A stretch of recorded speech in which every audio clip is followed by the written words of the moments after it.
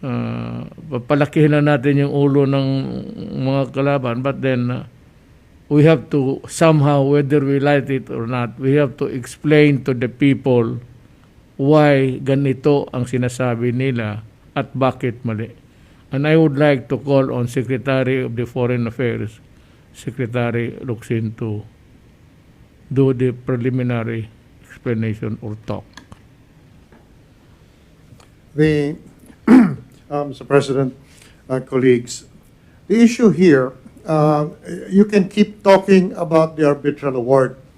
And we all know how brilliantly that arbitral award was won when our German lawyer took away all aspects of sovereignty in the issue. Hindi yung they will decide, the arbitration will decide who is the sovereign over this or that area.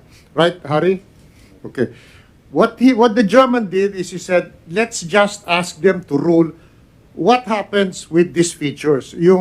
They show themselves at high, they're still apparent, you can see them at high tide, or you see them only at low tide, and what does it generate? What kind of territorial, what kind of sea it generates? That's it. Now, the question really is, who lost possession of that reef, Scarborough? I was a little hard on I have been very hard on the Americans, blaming them, because when there was a confrontation between a Philippine ship, Del, please correct me, at any point, and a Chinese ship, and now it's become 30 ships, according to the Rosario, so I'm not sure how many ships there are, no? But when they confronted themselves, the interference, the participation of the United States was to try to stop people from attacking each other. Well, they think it's their job. So they said, stand down. So they stood down.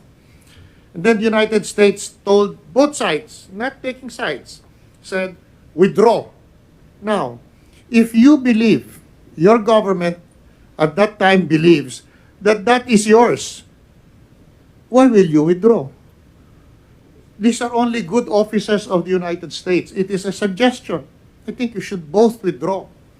So what you should have done, I don't want to say that like I know better after the fact, but the truth is, if I have UNCLOS on my side saying we are within the exclusive economic zone, and the Chinese ship is not, from my point of view, then I'll just look at the other side and say, go.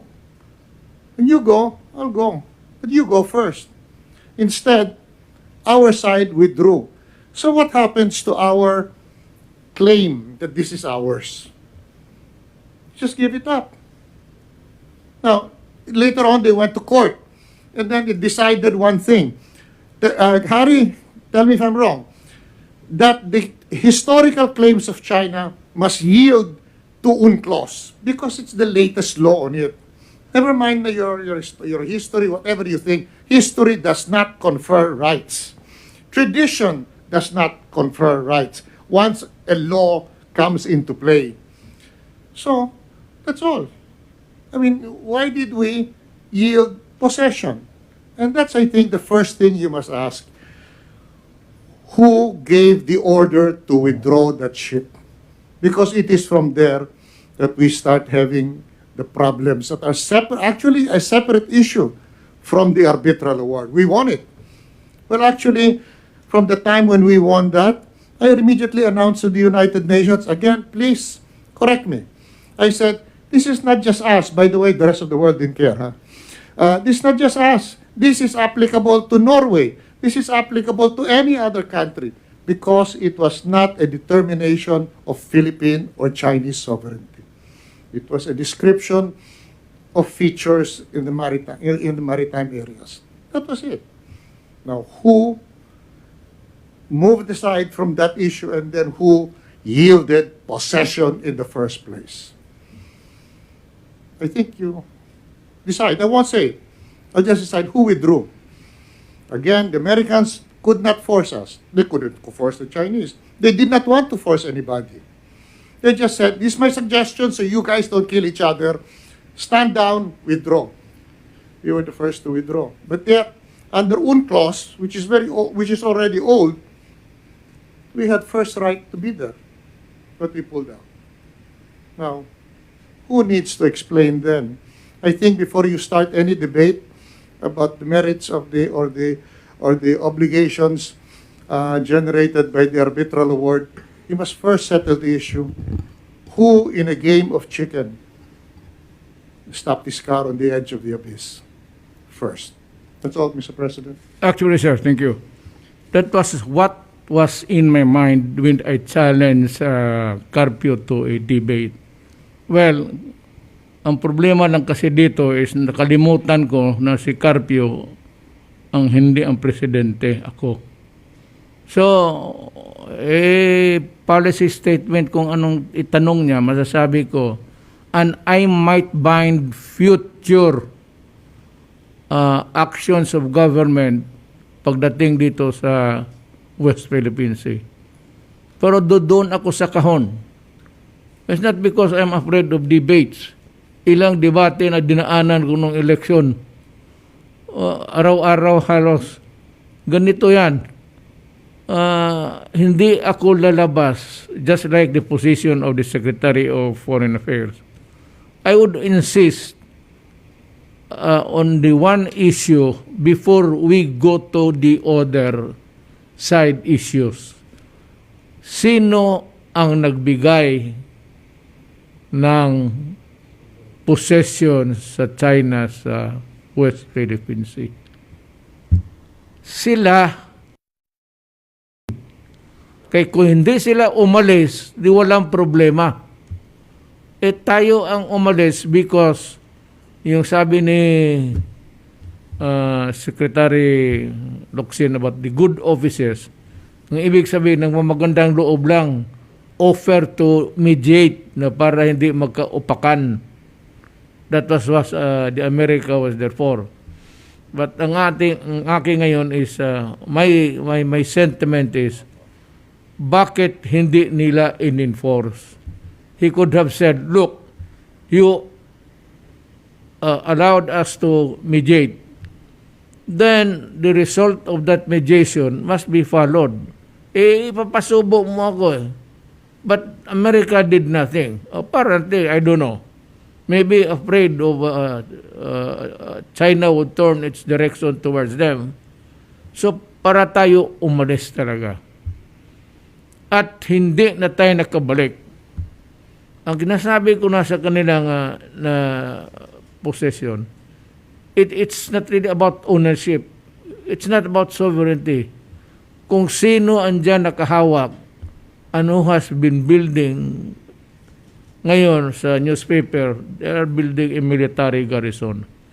Nasabihin nila na hindi sa no possession. How stupid can you get? Hindi sa possession, pero ginagawa niya yung propiedad parang kanya. As simple as that. Ang debate ko sa iyo dito lang sa dalawa. Hindi ako takot sa iyo. Ang problema, hindi ko nga alam na hindi ka presidente. That's about it. Secretary Locsin. There was one thing, and again, please inform me, Secretary Del. I've always said that even before when this was happening, I was a publisher. When this was happening, two things you must understand. You know that the media and nobody paid attention to this issue. I give credit to Noynoy. They were the first ones to do it. Every president, it was only the armed forces of the Philippines after independence. For some reason, nobody understands, including the great writer Hayton, started picking up features before UNCLOS. I think the armed forces had foresight. But whatever it was, they were all alone, so they did it. But the question is this. When they said in good offices, as the president used, I didn't even know the term, the good offices to mediate, stand down, withdraw. When we withdrew, the United States has no obligation, Mr. President, to go to war. The thing about the Mutual Defense Treaty is you have to be attacked. Nobody was attacked. We withdrew. If the Chinese wanted to attack, there was nobody to attack. The other side left, and I don't know if they would have attacked. That's one thing. I have talked to the Chinese, to Foreign Minister Wang Yi. They have no intention to do that. If you had kept up that face-off, it might have ended up in just the two sides talking to each other. But why we withdrew when we had clause in place that said, under this law, we have the right to be here, you don't. But we did. And that's the meaning of losing possession. When you walk away from that, and there is no obligation, even at that time, I would say, President Aquino, why don't you go into the water? It goes all the way there. Because you cannot expect the United States to trigger the Mutual Defense Treaty unless they sink the boat in which you are. But if you are not want to go there, in fact, I was willing to be a ship's cook. I can do it, you know. If you're not willing to go there, there's no obligation to defend the Philippines because it hasn't been attacked. There's no obligation to defend if you are not attacked. And that is what was avoided. One ship sailed away. Mr. President. I would like to hear the opinion of illegal luminary, si Secretary Panelo. Mr. President, mulat sa poll, hindi ako sang-ayon doon sa debate. Unang-una, ano bang pagdidebatehan? Resolve naman yung mga issue. Inaamin ni ex-Justice Carpio na yung Scarborough Shoal ay kinuha ng China sa ilalim ng Administrasyong Aquino. Sinabi niya po yun sa kanyang press statement. Sinabi niya rin na isang teritoryo pa kinuha naman sa panahon ni Ramos, ni Presidente Ramos, at kinuha ng China. Madali sabi, resolve niya. Inaamin na nga nila. Ano pang pagdidebatehan? Doon naman sa tanong na hawak ba ng China yung buong West Philippine Sea? Hindi naman dapat pagdebatehan nyo sapagkat ang pinupunto nyo mulat sa pool ay yung Scarborough Shoal lamang. At ito yung isang bahagi lamang ng West Philippine Sea. Kaya sabi ko nga palibasa kasi, laking yaman ka. Itong presidente naman rin, laking kali. Mukhang hindi mo naiintindihan. Kagaya halimbawa, yung sinasabi nyo na yan ay isang papel lamang. Ang ginawa nila, tinitwist nila, binabaluktot nila, parang pinalalabas nila. Kaya kayo, o ang gobyerno, sa ilalim ninyo, ay hindi nagbibigay ng pagpapahalaga doon sa arbitral ruling na ang katotohanan, ng sinasabi nyo, ang katotohanan niyan, desisyon ng anumang hukuman o anumang pagkakasunduan ng mga bansa, pag yung miyembro dyan o nag-participate dahil sa kanyang kalakasan o kapangyarihan ay hindi patutupad ang isang kasunduan o ang isang desisyon dahil meron siyang kakayahan na gibain kung ano man ang gusto ng kalaban, magiging isang kapirasong papel doon sa party ninyo. Hindi sa, o rather sa party nila. Ibig sabihin, walang saysay sa amin yan. Kung baga, sige, sa'yo ang papel sa akin ang lupa. Sa'yo ang papel sa akin ang karagatan. Yun ang sinasabi nyo. You are not, kasi sinasabi nila, ang problema kay Presidente, binigyan ng kawalan ng halaga yung panalo. Hindi. Binibigyan ng kawalan ng halaga ng kalaban. Kahit na nanalo ka, ay hindi. Basta as far as we're concerned, we own this. Wala yan. Ay parang, sinabi ko sa programa ko sa Counterpoint, parang dokumento ng kasalan yan.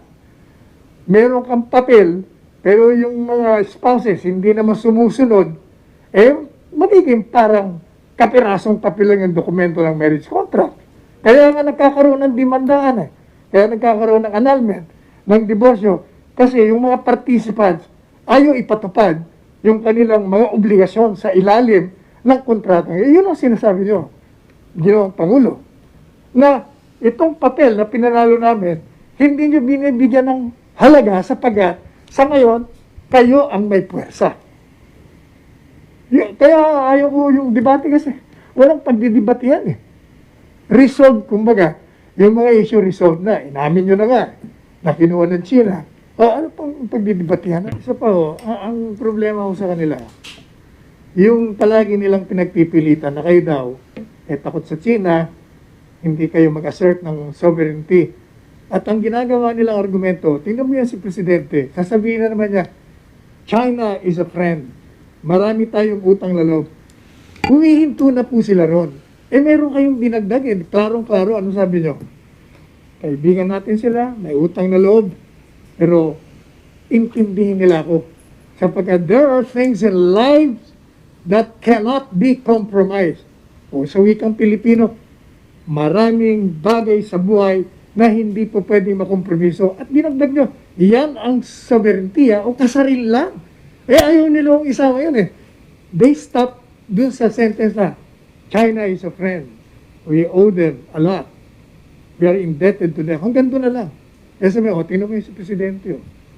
Pagkatapos, magagalit sila sa China, meron pang isa sinasabi sila, bakit naman ang gobyerno ninyo? Ang preparation nyo yung mga Chinese vaccine. Tinatago po nila na 7 vaccine manufacturers ang kausap natin. Hindi lamang yan. Biro nyo, hindi ba sabi nila, Pfizer ang gusto nila, Moderna. Pero hindi naman dumating. Ang unang dumating, binigay pa ng China, libre pa. Galit na galit pa sila. And yet, yung mga taong galit na galit sa China, ang itinuturok sa kanilang mga braso, puro Sinovac. Ano ba yan? Makamura lang ako dito. Huwag na lang. Kayo na lang magsalita. Basta doon ako sa kahon lang sa... takot ako. Ano yung utak niya? May pareho kami abogado. Hello? Pero ayaw ko na magsalita. Publiko pa naman tayo. Nagmumura ako hindi lang inis, galit. Mga gago kung ano ginagawa. Using me as an excuse to right the wrong. Buang. Ano mo, it is never wrong to say that I owe you a debt of gratitude. Totoo Binigyan tayo, tinanggap natin, ginamit natin. But it does not mean na tanggapin ko yung bakuna at tapos sabihin ko, kalimutan ko na yung claim dyan sa West Philippine Sea. Okay na yon dahil sa bako. It is never like that. The world does not operate like that. The international relations would never work in that kind of na gamitin mo yung ginamit ninyo, anak ng witing, itong mga kayo ginamit pala rin ninyo, tapos ngayon sabihin ninyo na mo ganito, ganyan. So I said it's never wrong to admit a debt of gratitude, but it would be wrong to use it as an excuse to maybe retreat from your, sabi ko, there will be no compromise. Alam ng China, baske bahaan tayo dito ng vaccine, gagamitin ko pa rin. So sabihin ko, hindi ito yung kabayaran, iba ito. This is Philippine national interest. This is not a health issue that nagpasalamat ako. And let me just also say, itong history ng ito for public consumption na ito. Tumawag ako kay President Xi Jinping. Sinabi ko kasi yung kasagsagan na ng COVID, may kung walang dumating talaga, walang kap si Secretary Galvez. Tumawag, sabi ko, si President, I would like to ask for your help. Until now, the Philippines is really at a loss of how to get the vaccine. Sabi niya, it's okay. We will help you. Ganun lang. Hindi naman sinabi, kalimutan mo yung Scarborough, sir, bibigyan kita. No, sinabi lang niya na, as simple as that. Sabi nga, thank you, Mr. President. It's okay. Yun. Yan ang bakuna ni Carpio pati ni ito kasi bakit? Saan ba niyo kinukuha yung bakuna ninyo? Di ba kay Secretary Galvez? Kung sabihin, nagbayad kayo ng sarili ninyo?